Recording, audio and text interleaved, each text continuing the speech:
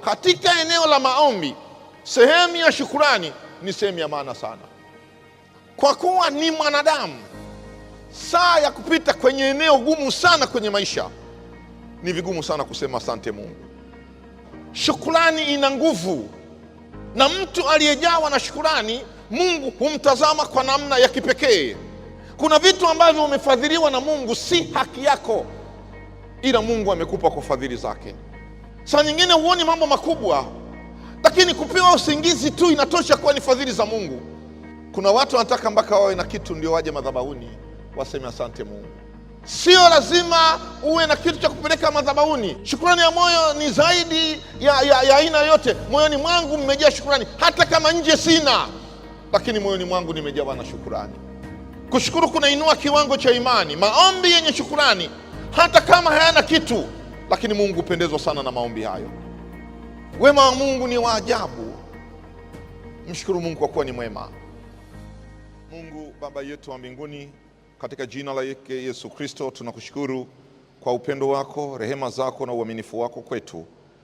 Endelea Mungu kututunza katika kila jambo tulifanyalo, kwa neno na kwa tendo. Uwe Bwana wetu Yesu Kristo usimame pamoja nasi.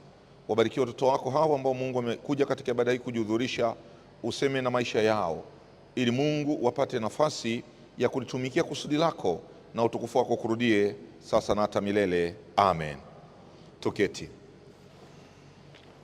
Katika Jumatano hizi zote ninaendelea kufundisha juu ya maombi, na somo linalotuongoza ni Injili ya Yohana Mtakatifu sura 15 na mstari wake ule wa 16.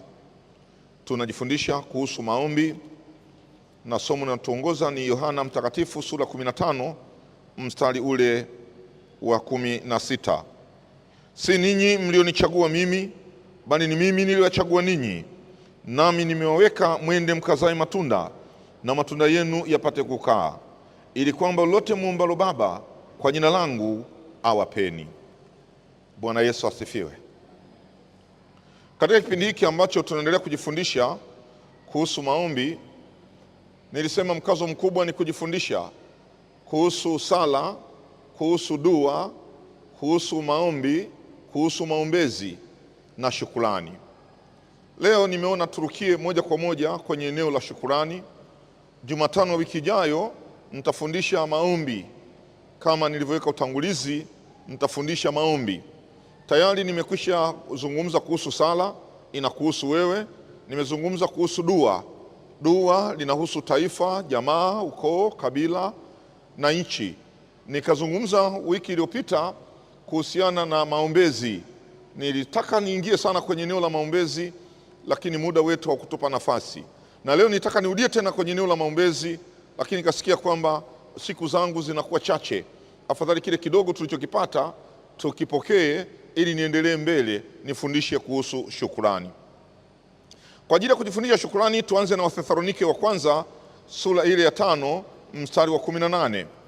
Wathesalonike wa kwanza sura ile ya 5 mstari ule wa 18. Wathesalonike wa kwanza sura ya 5 mstari wa 18, Biblia inasema, shukuruni kwa kila jambo, maana hayo ni mapenzi ya Mungu kwenu katika Kristo Yesu. Shukuruni kwa kila jambo, maana hayo ni mapenzi ya Mungu kwenu katika Kristo Yesu. Kila jambo chini ya jua, kila jambo chini ya jua lina makusudi yake. Kuna mambo mengine ukiyatazama na unaweza ukafikiri ya kwamba ni mambo mabaya, lakini yana makusudi yake. Unaweza ukadhania kwamba jambo hili lilikuwa ni baya sana, lakini katika ule ubaya wake, ndani ya ule ubaya wake kuna makusudi ya Mungu. Usifikiri katika maisha haya tulionayo, familia uliozaliwa pengine usingeipenda, lakini Mungu alikuwa na makusudi kwa nini uzaliwe kwenye hiyo familia. Kuna kazi ulionayo, pengine usingependa hiyo kazi ulionayo, lakini Mungu ana makusudi katika hiyo kazi ulionayo. Ndoa ulionayo, pengine usingependa kuwa na ndoa ya aina hiyo, lakini Mungu ana makusudi na hiyo ndoa jinsi ilivyo. Kwa kuwa mara nyingi wanadamu wanataka makusudi ya Mungu yawe ni yale wanayoyataka wao, na mapenzi ya Mungu ni yale wanayoyataka wao. Likija jambo wasilolitaka linakuwa ni changamoto kwenye maisha yao, na kwa sababu hiyo wanashindwa kusema asante Mungu, kwa sababu sicho nilichokitaka. Matakwa yako sio mapenzi ya Mungu. Matakwa yako yanabakia kuwa ni ya kwako, lakini bado katika yale matakwa uliyokuwa nayo bado kuna mapenzi ya Mungu. Nilikumbuka yule mwandishi wa kitabu cha Mifano Hai alipotoa mfano wa yule kijana aliyekuwa amesafiri kwa muda mrefu na akafika mahali akawa amechoka, akakaa chini. Alikuwa amekaa chini ya mti mkubwa, na akiwa na kiu kubwa, pasheni likaanguka.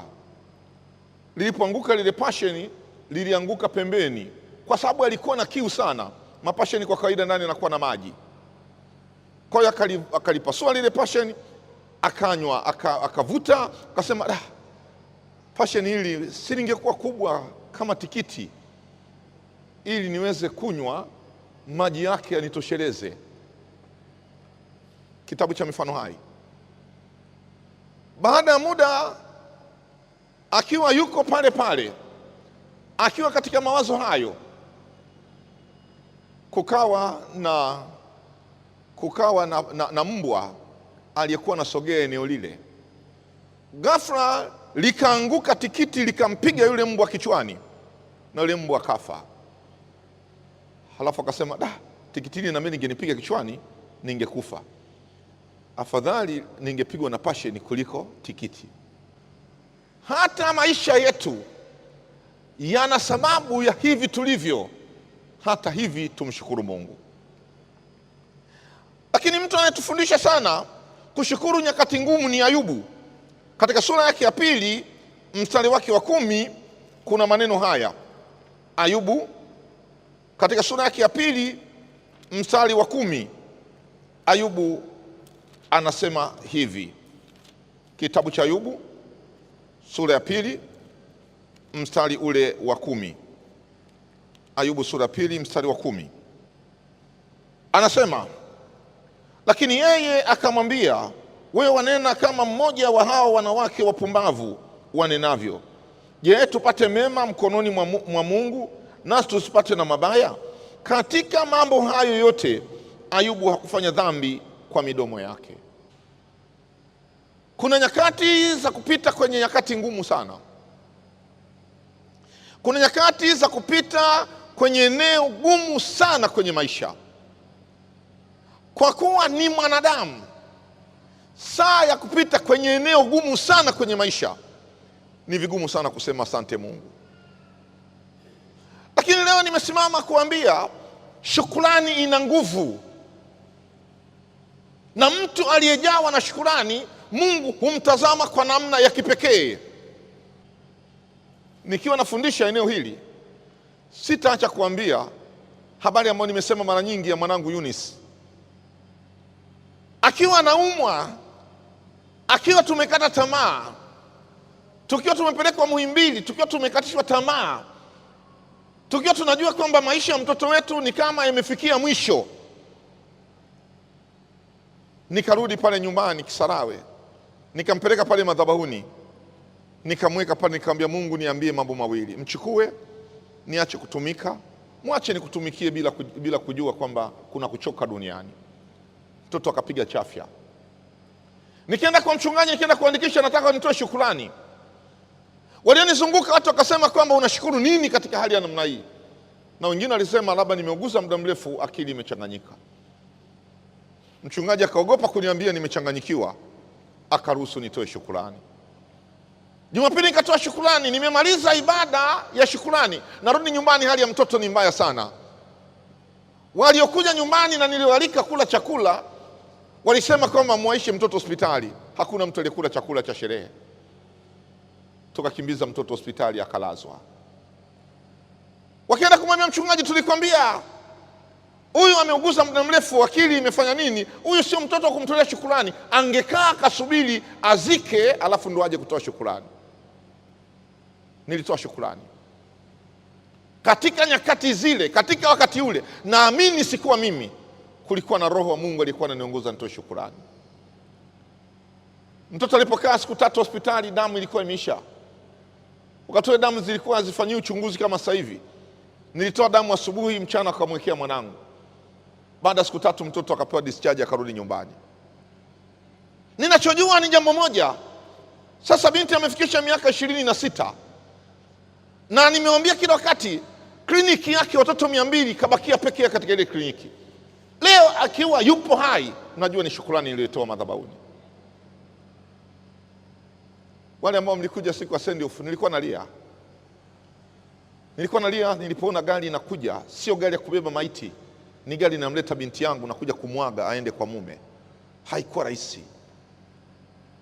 Nilikuwa natoa machozi. Na gari ilikuwa inaendeshwa mpaka leo bado iko akilini mwangu.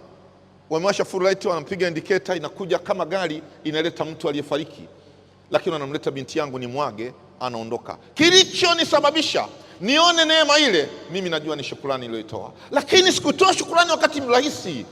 Nilitoa shukrani wakati mgumu, wakati watu hawaelewi. Na mimi pengine sikuwa naelewa, pengine Mungu aliniongoza kwenye eneo la shukrani. Shukrani katika mazingira ya Ayubu haiwi shukrani rahisi. Shukrani ni tukio linaloonyesha kumtii Mungu. Narudia tena, shukrani ni tukio linaloonyesha kumtii Mungu. Naendelea, shukrani ni tukio linaloonyesha kumpenda Mungu. Naendelea, shukrani ni kuonyesha kwamba ninamwabudu Mungu.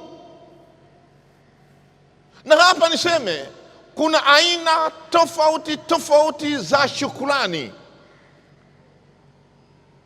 Zipo shukrani za maneno, na shukrani za maneno tunaziona sana katika Zaburi. Shukrani za maneno, Zaburi zilizo nyingi zimetuonyesha mifumo ya shukrani zinazosemwa kwa maneno. Na hapa ni nukuu Zaburi ya 136. Hii ni shukrani ya fadhili. Nimwangalie huyu mtunga Zaburi ya 136. Hii ni shukrani ya fadhili. Zaburi 136 inasema, mimi nasoma mstari wa kwanza: mshukuruni Bwana kwa kuwa ni mwema, kwa maana fadhili zake ni za milele. Nilipata nafasi ya kumwangalia mtunga Zaburi huyu anasema nini, mazingira yalikuwaje, ilisababishwa na nini aseme Zaburi hii, mshukuruni Bwana kwa kuwa ni mwema, kwa maana fadhili zake ni za milele. Nikatambua ya kwamba mtunzi wa Zaburi hii ni Daudi. Anasemaje fadhili zake Bwana ni za milele? Kumbe Daudi kuna kipindi alipita kwenye njaa. Alikuwa na njaa yeye na watu walioongozana naye, hapakuwa na chakula. Wakaenda katika nyumba ya Mungu, wakamkuta nabii Abiathari. Wakamuuliza kama ana chakula, akaambia hana chakula chochote isipokuwa mikate ya madhabahuni. Daudi kwa kawaida hakupaswa kula mikate ya madhabahuni, lakini akachukua mikate ya madhabahuni akala yeye na wenzi wake, akawapa wakala. Baada ya kula walitegemea Mungu angewapiga kwa sababu wamekula mikate ya uonyesho, mikate ya madhabahuni. Mungu alinyamaza kimya. Daudi anainua kinywa chake, anasema mshukuruni Bwana kwa kuwa ni mwema, kwa maana fadhili zake ni za milele. Kumbe kuna vitu nisivyovistahili. Kumbe kuna vitu ambavyo si haki yangu, lakini Mungu ananipa kwa sababu ya rehema zake, kwa sababu ya fadhili zake. Mungu anapokuwa mfadhili, anafadhili kila kitu kwenye maisha yako.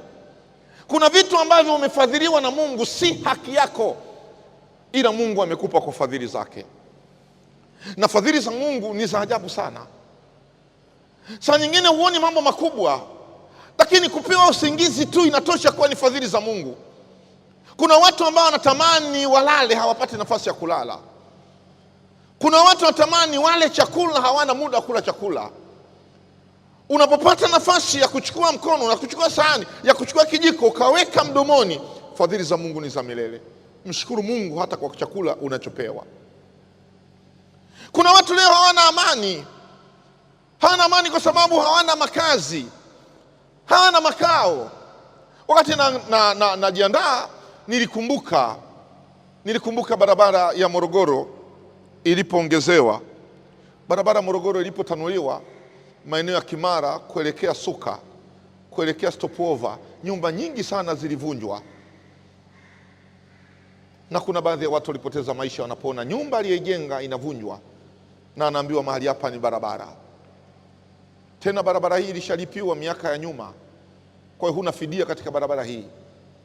Na nyumba zilipokuwa zinavunjwa, wengine walipata shida kubwa, na wengine mpaka leo ni wamepata magonjwa ya stroke kwa sababu barabara zilivunjwa. Mimi nyumba yangu, wewe nyumba yako, hujawahi kujua uchungu wa kuvunjiwa nyumba. Hujawahi kutafuta fedha ukaingiza kwenye nyumba alafu mwingine akaja kuivunja akasema ulinunua kwa ujinga wako. Unapofungua mlango, unapoingia ndani ukakaa katika nyumba yako, mshukuru Mungu kwa maana fadhili zake ni za milele. Lakini kuna saa nyingine najaribu kuona hizi fadhili za Mungu anaponipa ufadhili wa afya, ufadhili wa afya. Najaribu kuona unapoenda hospitali, najaribu kuona watu ambao wanapelekwa wanaletwa hospitali, halafu mimi nasema nakwenda hospitali, nasema tu nimeona siku zimekwenda sijafanya check up. Kuna mwingine haji kwa ajili ya check up, anakuja kuokoa maisha yake. Mungu amekupa fadhili ya afya. Afya ulionayo ni fadhili ya Mungu. Mshukuru Mungu. Unaweza kumshukuru Mungu kwa maneno ya kwamba Mungu umenitendea. Zaburi nyingine ni Zaburi ya 138. Hii ni shukrani ya moyo. Zaburi 138, mimi nasoma mstari wa kwanza tu. Nitamshukuru kwa moyo wangu wote, mbele ya miungu nitakuimbia zaburi. Haya, au hii zaburi ni zaburi ya kusema moyoni mwako. Kuna vitu vingine kwenye maisha huwezi kumwambia kila mtu. Kuna vitu vingine kwenye maisha ni vya kwako binafsi. Unamshukuru Mungu ndani ya moyo wako, wala mtu mwingine hajui. Unachokiona, unachofanyiwa, mwingine hajui. Na hapa nataka niseme shukrani ya moyo ni ya maana. Shukrani ya moyo ni zaidi ya aina yote. Moyoni mwangu mmejaa shukrani, hata kama nje sina, lakini moyoni mwangu nimejawa na shukrani. Kuna watu wanataka mpaka wawe na kitu ndio waje madhabahuni waseme asante Mungu. Nimewafundisha Segerea, kama Mungu atawapa neema kuelewa, mtaelewa. Nimesema tuwe na matukio ya mwezi. Hatutakaa siku moja tufanye tukio la mwezi wote tukawa sawa. Tulizaliwa Machi wote tukawa sawa, haiwezekani.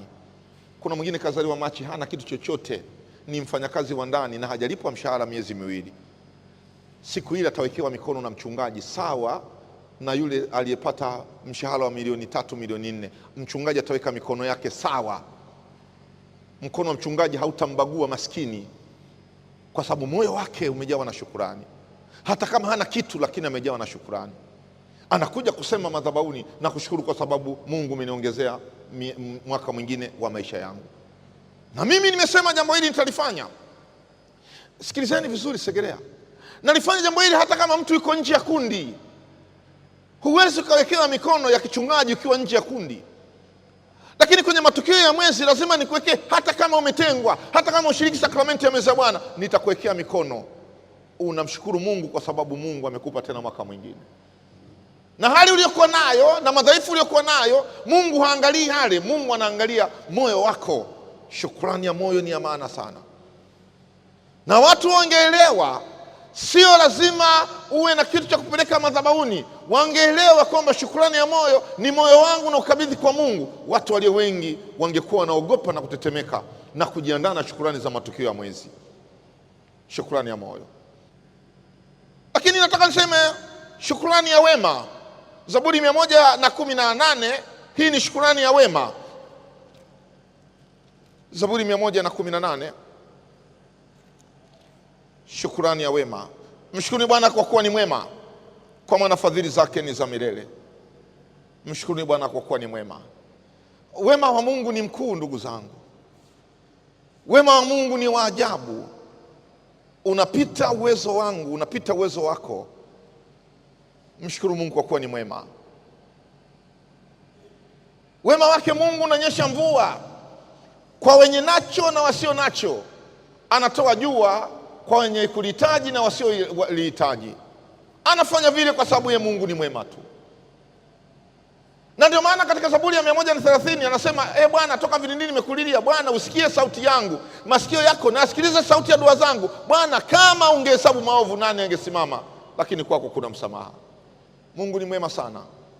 Tungelipizwa kulingana na jinsi tunavyotakiwa, tunavyoishi duniani, kungekuwa na watu wachache sana. Lakini Mungu ni mwema. Unaweza ukafanya vitu vya ajabu sana, bado Mungu akanyamaza. Si kwamba hakuoni, yeye ni mwema tu, na wema wake unapita akili za kibinadamu. Na kuna saa nyingine unajaribu kuona hivi, ni nani anayefanyiwa kama anavyofanywa mimi? Ni wema tu wake Mungu. Niseme na wewe, Mungu alikupa neema ya kuwa umesoma. Umeenda darasa la kwanza, umeenda chekechea, umeenda nasari huko, umeenda daycare, umekwenda ukavuka. Sasa hivi bado tuna mfumo ule. Umeenda darasa la 7, mlikuwa wanafunzi, ukavuka pale. Ukienda form 1, form 2, form 4, ukavuka pale. Ukienda 5 na 6, ukavuka pale. Ukienda university, ukamaliza pale. Halafu ukapata neema, ukaajiriwa, ukakaa kwenye kiti. Halafu kuna mwingine ambaye alipoanza tu darasa la kwanza, la 4, wazazi wake walisema, huwezi kuendelea na shule, kaa umlee mdogo wako. Alikuwa na akili darasa la kwanza na la pili, alikuwa na kuzidi, lakini wazazi wake walimwambia, kaa umlee mdogo wako. Akaacha darasa la 4. Lakini kuna mwingine ambaye umeenda naye mpaka darasa la 7. Alipofika darasa la 7, mlikuwa ndo mnachuana, namba 1 yeye, namba 2 wewe, yeye 3 wewe 4, yeye 10 wewe 8. Halafu akafika darasa la 7, ghafla wazazi wakasema kwamba hatukusomeshi kwa sababu wewe ni mwanamke.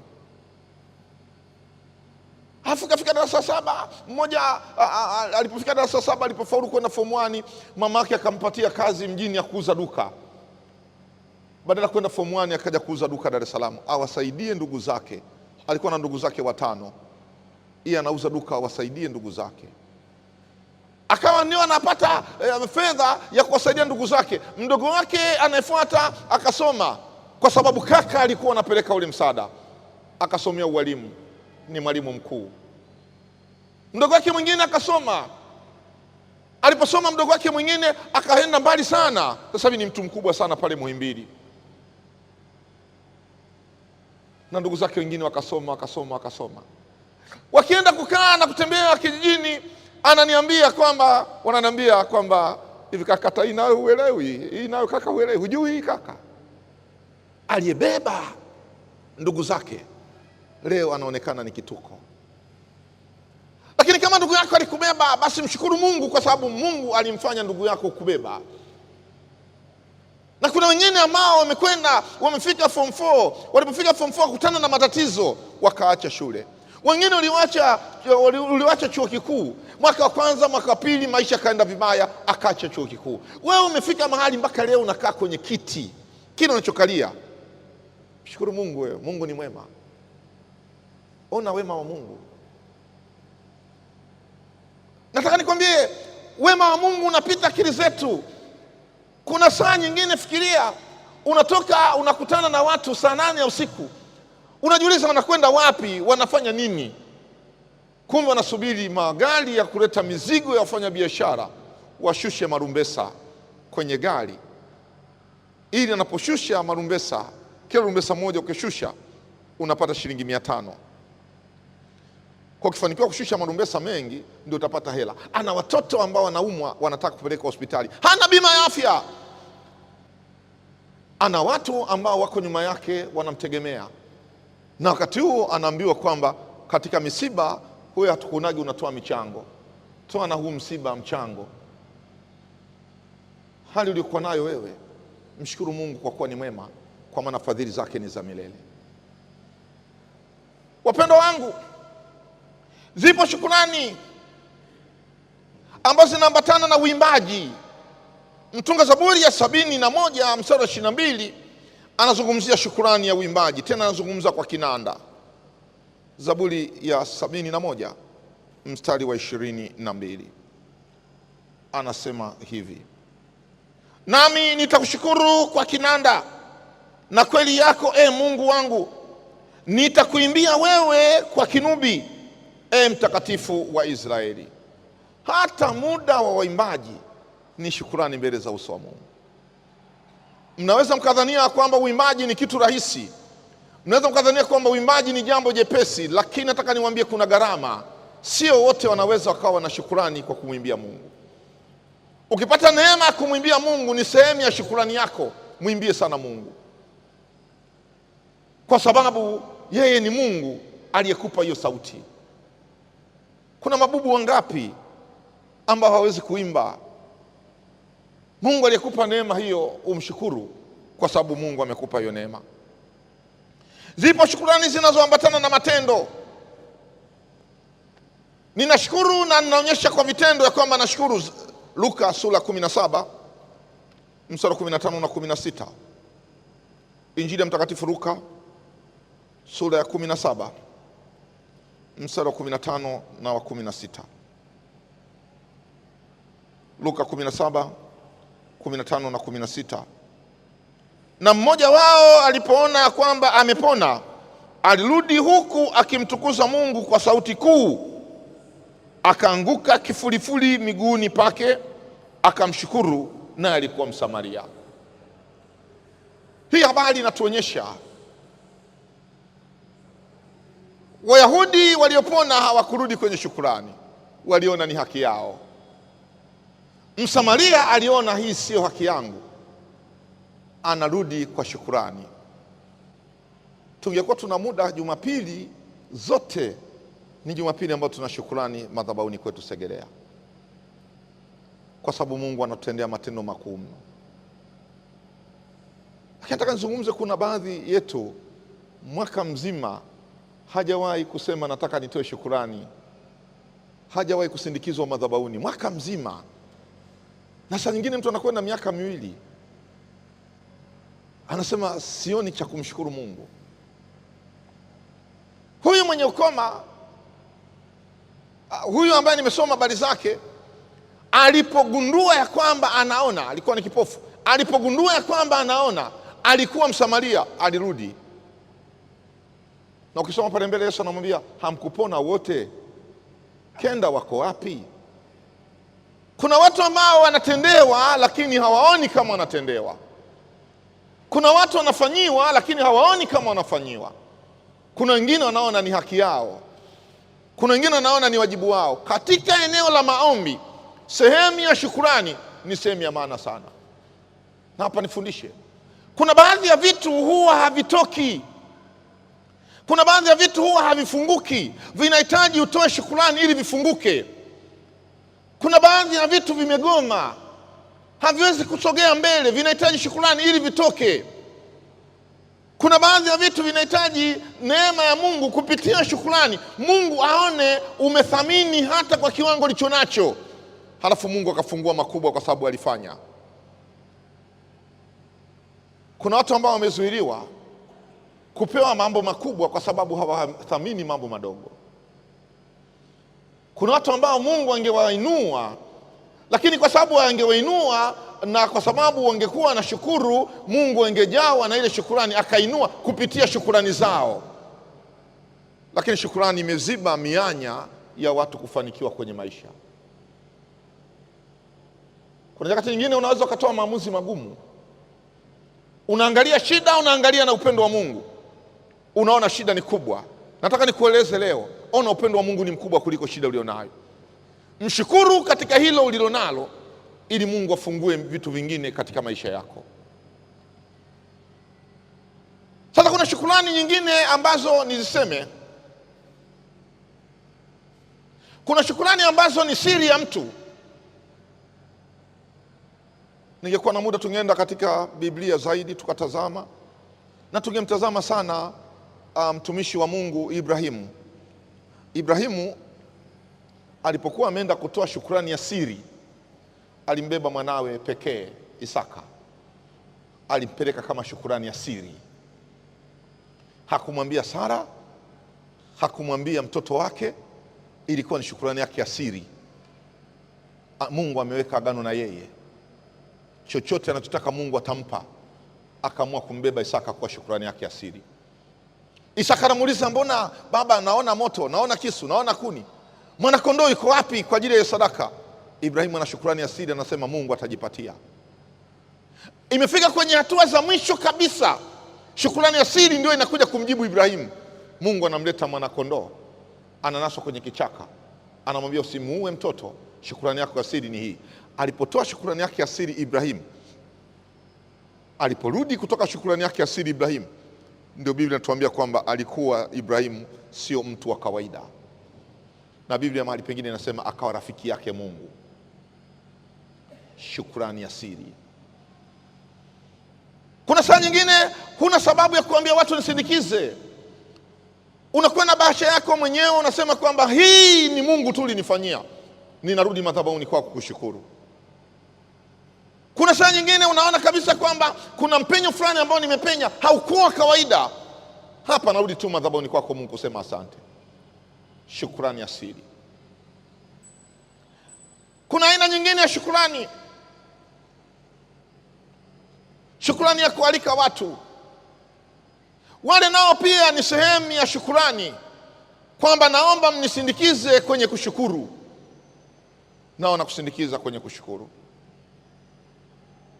Na shukrani hizi zinaambatana na matoleo. Zaburi ya 50 mstari wa 23 na maneno haya. Zaburi ya 50 mstari wa 23. Zaburi ya 50 mstari wa 23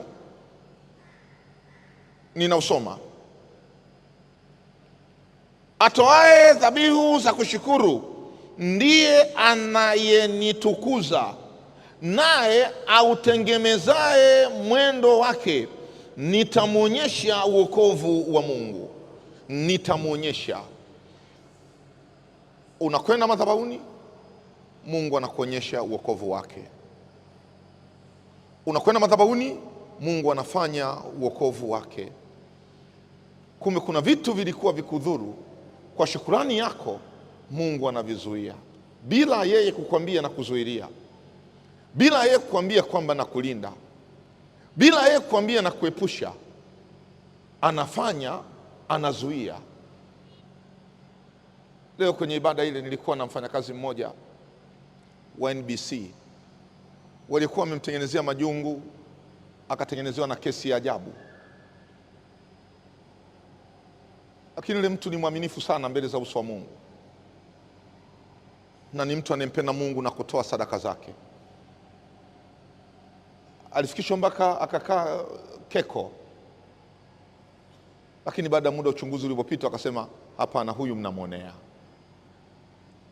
Kumbe kuna saa ambayo Mungu anakutetea. Kumbe kuna saa ambayo Mungu anakupigania. Kumbe kuna saa ya kunyamaza kimya, sadaka zako za shukrani zikasema, zinazoambatana na maombi.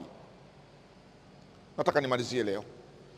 Kwa hiyo muombaji yoyote anayeomba na kutoa shukrani ajifundishe, kabla ya kufanya jambo lolote awe na muda wa kushukuru. Kushukuru kunainua kiwango cha kiroho. Kushukuru kunainua kiwango cha imani. Maombi yenye shukrani, hata kama hayana kitu, lakini Mungu hupendezwa sana na maombi hayo. Mshukuru Mungu kwa ajili ya uhai wako.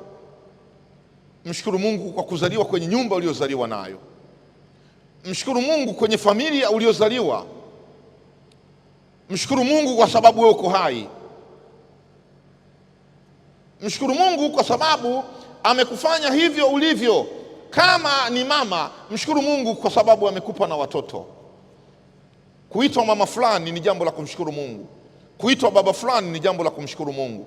Kuitwa mtoto wa fulani ni jambo la kumshukuru Mungu. Kuitwa binti wa fulani ni jambo la kumshukuru Mungu. Kuwepo katika usharika wa Segerea ni jambo la kumshukuru Mungu. Unaweza kusema ni kawaida. Sio kawaida.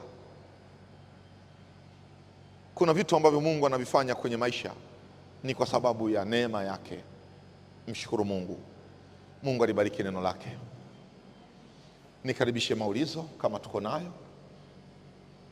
Kama kuna swali, tunahesabu mpaka 5 1. Karibu Mbando. Hatuna maiki ya kufikia, kwa hiyo utasema kwa sauti. Hatuna microphone ya kufikia, kwa hiyo utasema kwa sauti. Asante. Asante. Niseme jambo moja, kwanza tutambue kuitunza madhabahu inatakiwa ufunuo sana. Hii madhabahu haitunzwi tu kwa sababu ya utashi wa mtu. Madhabahu inatunzwa kwa sababu kuna ufunuo. Ufunuo gani unaongoza usharika? Ufunuo gani ambao huyo anaitwa kuhani, mchungaji anao? Mimi sijawahi kuona kama kuna sadaka humu, lakini miaka nyuma kulikuwa na sadaka nyingi sana humu. Ufunuo wa zile sadaka uliambatana na kuhani aliyekuwapo. Ukuhani wangu zile sadaka humu haziingii, sijui. Ufunuo ndio unategemea sana namna ya Wakristo kutoa sadaka katika eneo husika. Lakini jibu kuhusu shukrani ya siri. Siri ni vitu vingi. Unaweza ukawa na siri ya kwako binafsi na Mungu wako na ukaja kuweka sadaka bila mtu mwingine yote kujua. Lakini unaweza ukawa na siri na Mungu wako ukataka kumshirikisha kuhani ili akuongezee nguvu ya maombi. Bado kwako ni siri kwa sababu umepeleka kwa kuhani. Lakini unaweza ukawa na shukrani ya siri kisijulikane ulichokitoa ni kitu gani, hata kama watu wamekuona umetoa. Kwa tunaposema shukrani ya siri, tuna vitu vingi vinavyoitwa siri.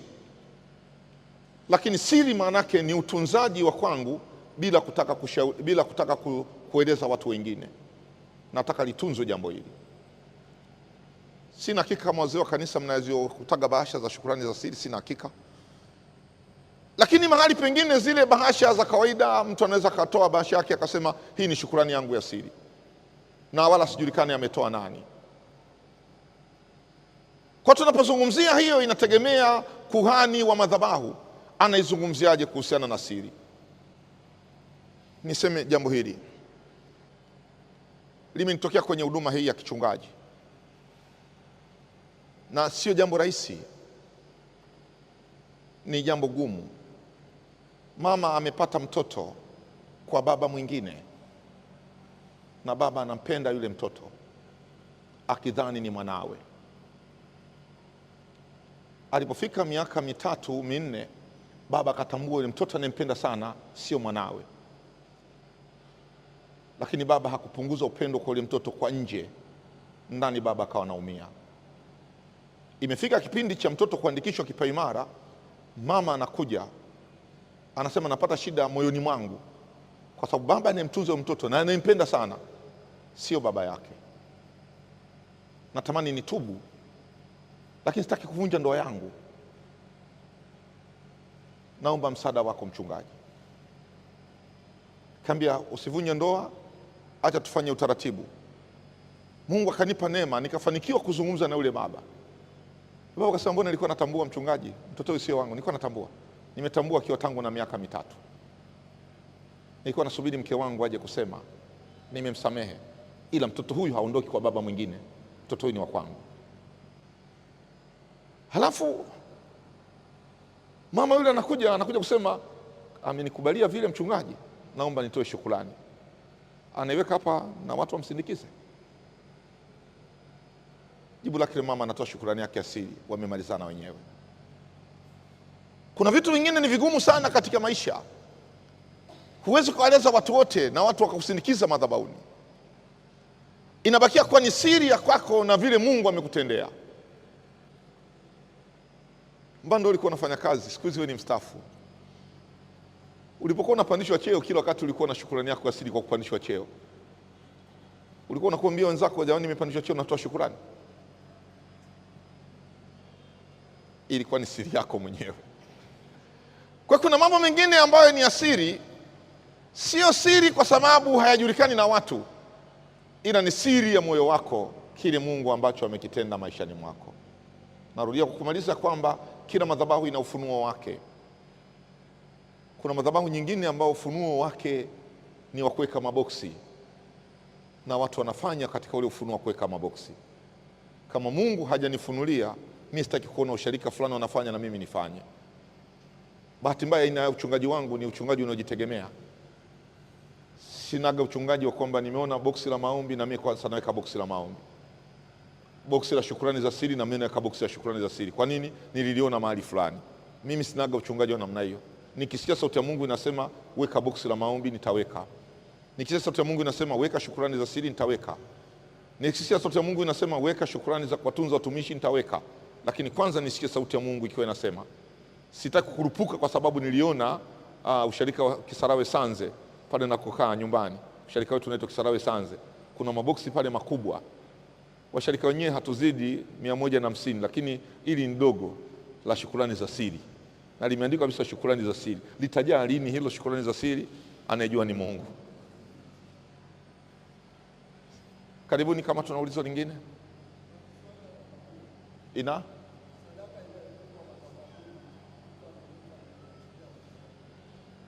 Sadaka inayoachiliwa madhabahuni mara nyingi inakuwaga na maneno. Inakuwaga anaachia pale, mara nyingi anaweka kwenye bahasha yake maandishi. Anasema nini? Mara nyingi huwaga sio sadaka zinazonyamaziwa kimya. Lakini tukikuta hapo madhabahuni imewekwa, kwa sisi hapa sasa hivi Segerea tunasema kwamba ni shukrani ya madhabahuni. Na ndio zile ambazo tunaziweka, na mwambiaga mamangu parishika zitunze, zikiunganika na sadaka za wageni wanakuja kuombewa hapa madhabahuni, tunanunua kalenda kwa sisi hapa Segerea. Lakini zilizo nyingi zinaandikwaga kwamba shukrani yangu ya siri, shukrani yangu ya nini, shukrani ya madhabahu. Zinakuwaga na maandishi. Sio rahisi kuikuta shukrani tu imeletwa pale madhabahuni na mwenyewe hayupo na ikawa haina maneno. Na sisi tunaelekeza mahali ambapo mwenyewe moyo wake ulitaka kuelekeza bila kumwona huyo mtu aliyetoa hiyo sadaka. Sisi Segerea tunafanya hivyo. Na bado narudi tena, ufunua madhabahu unabakia kuwa ni wa kuhani aliyopo kipindi hicho. Sharika nyingine zile ukiziweka madhabahuni ni za mchungaji 100%.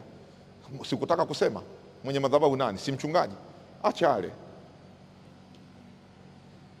Lakini mimi sifanyi hivyo, sio kwa sababu sitaki, ila Mungu hajanipa kibali cha kukutana na sadaka pale madhabahuni nikasema ni za kwangu. Sijapewa kibali hicho.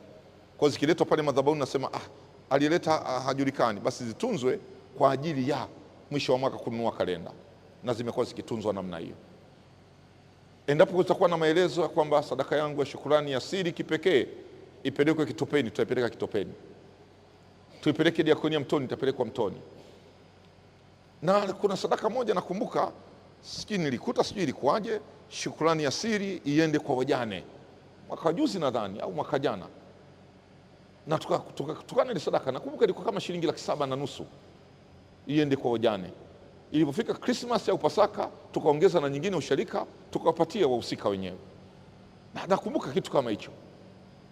Ni kwa sababu mwenyewe ameelekeza na aliyetoa hatumjui mpaka hivi leo. Tunamshukuru Mungu kwa ajili yake, tunafanya lile ambalo limekusudiwa kwenye eneo hilo. Narudia tena kwamba shukrani hizi zinategemea roho wa kuhani anafunuliwaje na Mungu wake. Na hii ni maana kwamba usitegemee akiwa Mwipile na utunzaji huo akija mtu mwingine atatunza hivyo. Mwingine anaweza kutunza zaidi ya hivi ninavyotunza mimi. Mwingine anaweza asitunze hivi na bado kwake sio dhambi. Asante. Karibu kama tuna ulizo lingine. Karibu. Leo parisha anauliza kwa mchungaji.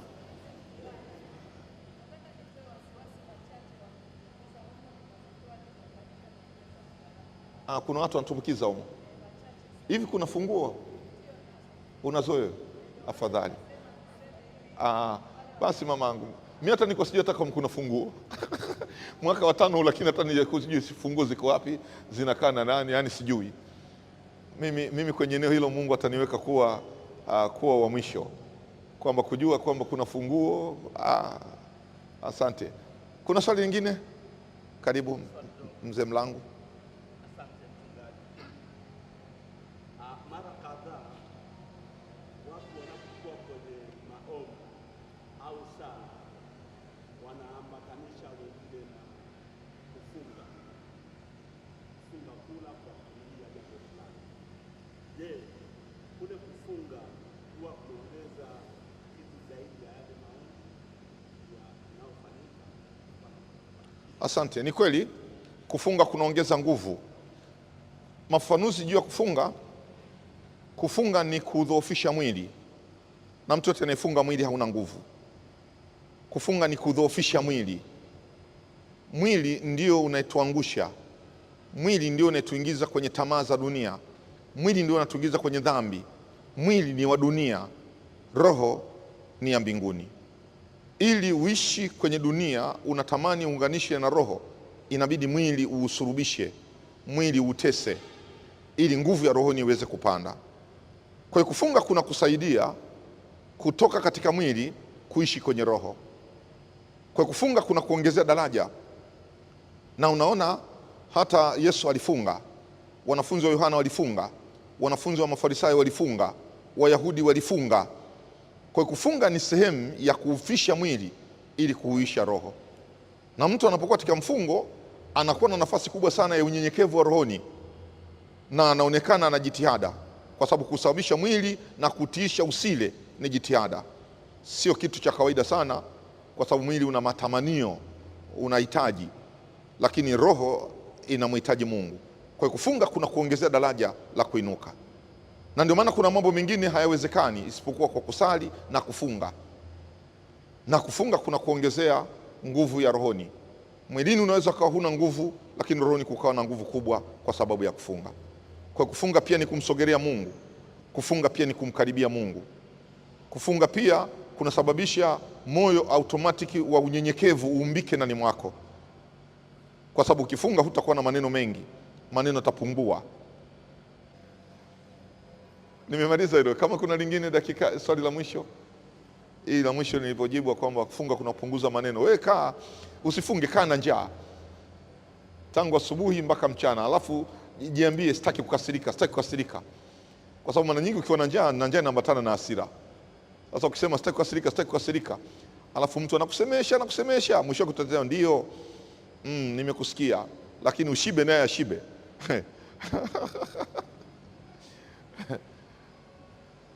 Mungu atubariki. Niwakaribishe kwa ajili ya sadaka. Karibuni kwa ajili ya sadaka. Tushirikiane wimbo nambari ya 83. Yesu, kuteswa kwako nitakufikirini, shauri hili roho raka yo wangu one